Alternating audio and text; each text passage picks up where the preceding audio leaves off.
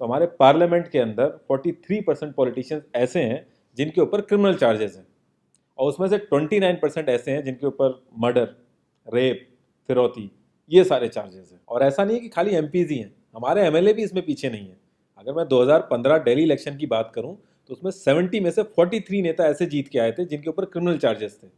और अगर करंट की बात करें तो 37 एमएलए ऐसे हैं जिनके ऊपर क्रिमिनल चार्जेस हैं। और ये ऐसा नहीं है कि किसी ने आरोप लगा दिया या एफआईआर है, ये वो चार्जेस हैं जो सुप्रीम कोर्ट के अंदर फ्रेम हो चुके हैं। मतलब पुलिस गई है वहाँ पे, उसको एविडेंस कंफर्म हुए हैं, आई विटनेसेस मिले हैं, ये वो चार्जेस हैं। ये प्रॉब्लम तो बहुत ही छोटी सी है कि पार्टीज क्रिमिनल्स को टिकट ना दें और लोग क्रिमिनल्स को वोट ना दें, लेकिन इस छोटी सी प्रॉब्लम के लिए 1999 से लड़ाई चल रही है और अभी तक इसका सोल्यूशन नहीं हुआ है। 1999 में एसोसिएशन फॉर डेमोक्रेटिक रिफॉर्म, जिसे एडीआर नाम से ज़्यादा जानते हैं लोग, इन्होंने जो भी क्रिमिनल्स हैं पॉलिटिक्स में, इनके लिए एक पीआईएल डाली दिल्ली हाई कोर्ट में, और दिल्ली हाई कोर्ट ने उसको एक्सेप्ट भी कर लिया। जब दिल्ली हाई कोर्ट ने ये पीआईएल एक्सेप्ट की थी तो ये चीज़ वहीं ख़त्म हो गई थी। ये जो नेता जिन्हें हम जिता के लाते हैं ना, ये सब लोगों ने मिल के उस पीआईएल के अगेंस्ट में सुप्रीम कोर्ट में अपील कर दी। जब सुप्रीम कोर्ट से भी इनकी अपील खारिज हो गई तो हमें वो देखने को मिला जो हमने कभी नहीं देखा था, ये सारी पार्टियां एक हो गई। जब हमारे देश की सिक्योरिटी की बात आती है, उरी अटैक हो गया, बालाकोट हो गया, या हमले वाली सिचुएशन बनती है, तब भी ये पार्टियां एक नहीं होती। लेकिन इस चीज़ के लिए ये सारी पार्टियां एक हो गई थी, और ये सारी चीज़ें एक ही जगह आके फंस जाती हैं। इंडिया के कानून के हिसाब से जब तक किसी भी आदमी के ऊपर फाइनल जजमेंट नहीं आता तब तक वो बेकसूर है, और उसी चीज़ का फ़ायदा उठता है। अगर कोई आईएएस पीसीएस की तैयारी कर रहा है और उसके ऊपर क्रिमिनल चार्जेस हैं तो उसे ऑफर लेटर नहीं मिलेगा।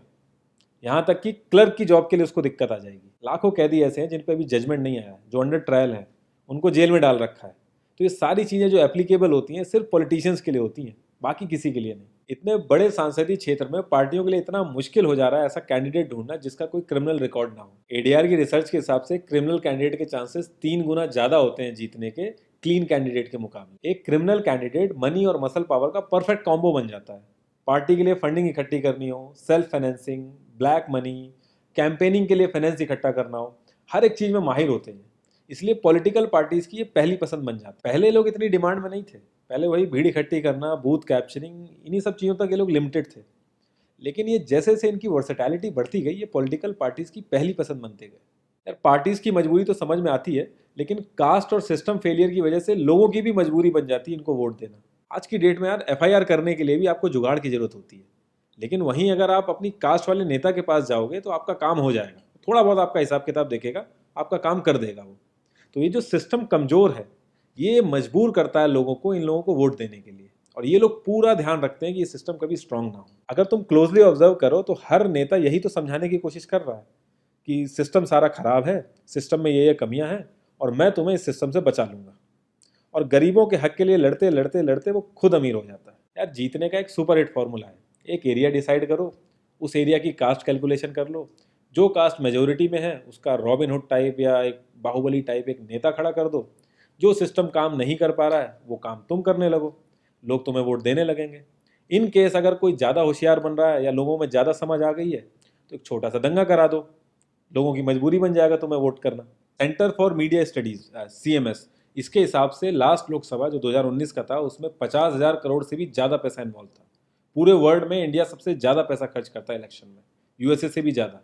तो यार तुम्हें क्या लगता है, इतना पैसा खर्च करके कोई जब आएगा तो वो रिटर्न ऑफ इन्वेस्टमेंट नहीं देखेगा? ऐसे ये सारी पार्टीज आपस में कितना लड़ती रहती हैं, कितने वैचारिक मतभेद हैं इनके आपस में, लेकिन जब भी ट्रांसपेरेंसी इन पार्टी फंडिंग की बात आती है ये सब लोग एक जैसा राग लापते हैं। ये लोग कभी भी पार्टी फंडिंग में ट्रांसपेरेंसी आने ही नहीं देंगे। एक बार जब ये लोग पावर में आते हैं ना तो पूरा का पूरा सिस्टम इनके हिसाब से चलता है, और जो पुलिस वाले इनके हिसाब से नहीं चलते ना उनका ट्रांसफर हो जाता है।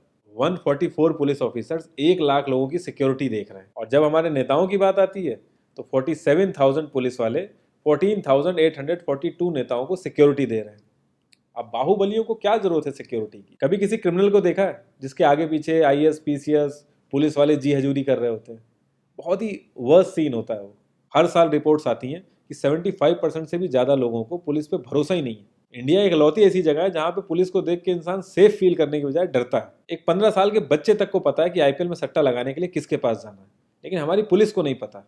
और ये सारा सिस्टम, ये जो वीक सिस्टम है, हमारे नेताओं को बहुत सूट करता है, क्योंकि जिस दिन ये स्ट्रांग हो गया तो इन सब की दुकानें बंद हो जाएंगी। इंडिया की 65% आबादी 35 की एज से नीचे है। जो हमारा लोकसभा है उसकी एवरेज एज है 54 और राज्यसभा की एज 63.5 है। एक दो केस अगर छोड़ दें तो आम आदमी के लिए पॉलिटिक्स में घुसने का रास्ता नहीं है। अगर आप गूगल पे सर्च करोगे ना टॉप 10 यंग पॉलिटिशियंस, तो एक भी नाम उसमें ऐसा नहीं होगा जिसका कोई फैमिली से पॉलिटिकल कनेक्शन ना हो। आज़ादी के बाद से 0.5% से भी कम पॉलिटिशियंस ने अपने बच्चों को आर्मी में भेजा है। वहाँ नहीं भेजते ये लोग। हम लोग इनसे मैनिफेस्टो में डिमांड ही कहाँ करते हैं। हम तो बस रिलीजियस मुद्दे देखते हैं मैनिफेस्टो में और खुश हो जाते हैं। इंडिया ने ब्रिटिश पार्लियामेंट्री सिस्टम अडेप्ट किया और उसमें एक बहुत ही इंपॉर्टेंट चीज़ है शेडो कैबिनेट, वो हमने छोड़ दी। इसके बारे में बहुत ही कम लोगों को पता है और ये लोग हमें पता लगने भी नहीं देते। तो इसमें होता यह है कि अगर मैं फाइनेंस मिनिस्ट्री का ही एग्जाम्पल लूँ तो जो भी रूलिंग पार्टी का फाइनेंस मिनिस्टर है उसके पैरेलली एक ऑपोजिशन का भी फाइनेंस मिनिस्टर असाइन हो जाएगा और जो रूलिंग पार्टी का फाइनेंस मिनिस्टर है उसकी एक्टिविटीज़ को ऑपोजिशन का फाइनेंस मिनिस्टर लोगों तक पहुंचाएगा।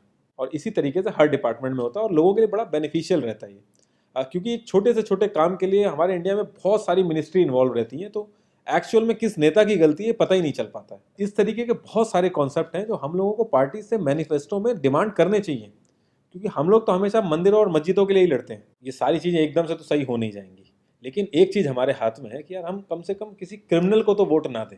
और ऐसा तो होता नहीं कि सारे के सारे लाइन से क्रिमिनल ही खड़े हो जाते हैं। हमें बस इतना करना है कि जो भी कैंडिडेट क्रिमिनल है हमें बस उसे वोट नहीं देना है, भले ही वो हमारी फेवरेट पार्टी का हो, भले ही वो हमारी कास्ट का हो। बस एक दो बार हमें ऐसे करना है, फिर इन लोगों को टिकट ही मिलना बंद हो जाएगा पार्टियों से। जितनी रिसर्च हम अपना मोबाइल फ़ोन खरीदने में करते हैं ना, उसकी 10% रिसर्च भी अगर हमने अपने कैंडिडेट के बारे में कर ली तो ये क्रिमिनल जितने भी हैं पार्लियामेंट में नहीं दिखेंगे, ये वहीं दिखेंगे जहाँ इनको होना चाहिए।